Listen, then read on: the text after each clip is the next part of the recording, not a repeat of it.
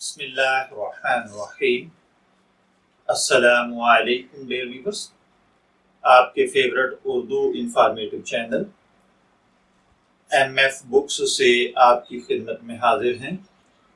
ہمارا آج کا ٹاپک ہے راجہ گدھ۔ راجہ گدھ دیکھنے میں، پڑھنے میں اور فرسٹ ٹائم سننے میں بڑا عجیب سا ورڈ لگتا ہے، لیکن حقیقت یہ ہے کہ راجہ گدھ اردو زبان میں 1981 میں لکھا جانے والا ایک بہترین ناول ہے، جسے معروف مصنفہ بانو قدسیہ نے تحریر کیا تھا، جس نے انہیں اردو ادبی حلقے میں ایک اعلیٰ پہچان عطا کی۔ یہ ناول معاشرتی طبقوں کے ٹکراؤ کے متعلق ہے۔ ناول کا مرکزی کردار سیمی شاہ اور اس کا ہم جماعت قیوم ہے، جو ایک امیر زادی ہے جسے آفتاب نامی لڑکے سے محبت ہو جاتی ہے۔ یہ ناول نفسیاتی پہلوؤں کے ہمراہ رزق حلال اور حرام اور معاشرتی رویوں میں حلال اور حرام کے ٹکراؤ پر مبنی ہے۔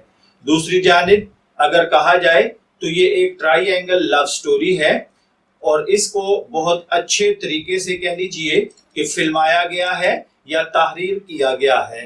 راجہ گدھ کے حوالے سے اگر بات کی جائے تو بانو قدسیہ نے مختلف اصناف پر مشتمل 2 درجن سے زائد بکس رائٹ کی ہیں، تاہم ان کو جو شہرت اور مقبولیت راجہ گدھ کو حاصل ہوئی وہ ان کے کسی اور ناول کو حاصل نہیں ہو سکی، بلکہ اگر یہ کہا جائے تو بیجا نہیں ہوگا کہ یہ گزشتہ نصف صدی کا مقبول ترین اردو ناول ہے۔ ایک اندازے کے مطابق اب تک اس ناول کے کم از کم 1.5 درجن سے زائد ایڈیشن شائع ہو چکے ہیں۔ 1981 میں سامنے آنے والے اس ناول میں انہوں نے مڈل کلاس سے تعلق رکھنے والوں کی کہانی بیان کی ہے، جو زندگی کا مقصد اور اسے گزارنے کا قرینہ ڈھونڈنے کی کوشش کرتے ہیں۔ آخر ایک پروفیسر کی گفتگو میں انہیں وہ چابی مل جاتی ہے جس کی بنیاد پر زندگی گزاری جا سکتی ہے، اور وہ ہے بانو کا مشہور حرام و حلال کا مابعد الطبیعیاتی نظریہ۔ بانو قدسیہ نے خود ایک ٹیلی ویژن انٹرویو میں اس ناول کی وجہ تخلیق کچھ یوں بتائی تھی کہ ایک امریکی طالب علم سے بحث کرتے ہوئے انہیں اس سوال کا جواب نہیں مل پایا تھا کہ آخر اسلام دوسرے مذاہب سے کس طرح مختلف ہے۔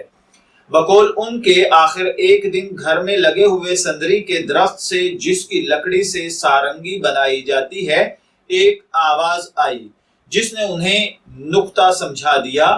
وہ نقطہ یہ ہے کہ نیکی اور بدی ایسے عوامل ہیں جو صرف ایک زندگی تک محدود نہیں رہتے، بلکہ ایک نسل سے آنے والی دوسری نسل تک جینیاتی طور پر منتقل ہوتے رہتے ہیں۔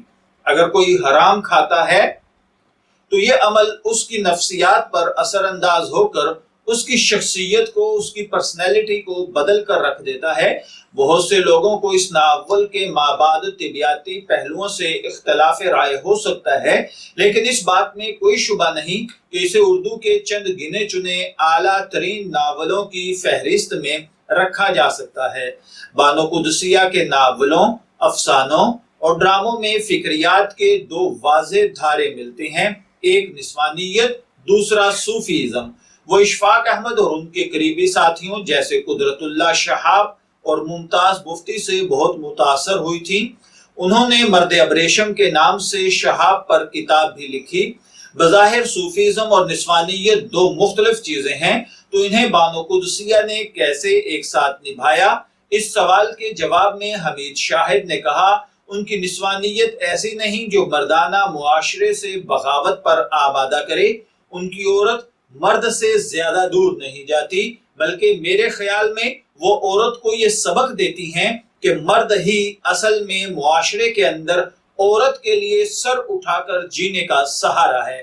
ان کی نسوانیت ایسی نہیں جو مردانہ معاشرے سے بغاوت پر آمادہ کرے، بلکہ ان کی نسوانیت ایسی ہے جو مرد کے ساتھ پرسکون، اطمینان طلب، خوشی سے بھری ہوئی اور محبت سے لبریز زندگی گزارنے کا نام ہے۔ ان کی عورت مرد سے زیادہ دور نہیں جاتی، बल्कि उसी के गिर्द घूमती है। मैं ये समझता हूँ कि उनके यहाँ बाज जगहों पर औरत के मर्द पर मर मिटने का जो तस्वर मिलता है वो जाकर उनके सूफीइज्म से भी मिल जाता है। अगर हम बात करें इसी राजा गिद्ध के ऊपर दोबारा से मुख्तसरन, तो याद रखिए इसकी मुसन्निफा बानो कुदसिया हैं और पाकिस्तान से इनका ताल्लुक था। उर्दू जुबान में लिखा गया ये एक बेहतरीन नावल है और इसके नाशर जहां से ये शाये हुआ संगे मील पब्लिकेशंस हैं और ये 1981 में इसको शाये किया गया था। मेरी ख्वाहिश है कि हर भाई जो भी हमारे चैनल पर मौजूद है वो राजा गिद्ध को जरूर पढ़े ताकि हलाल और हराम के हमारे मुआशरती रवैयों पर असर पजीर होने वाले जो इसके असरात हैं उनको समझा जा सके और उसके नस्ल दर नस्ल चलने वाले इफेक्ट्स को हम महसूस कर सकें। इजाजत चाहेंगे, फिर मिलेंगे किसी नई बुक या किसी नए राइटर के साथ। तब तक के लिए अल्लाह हाफिज।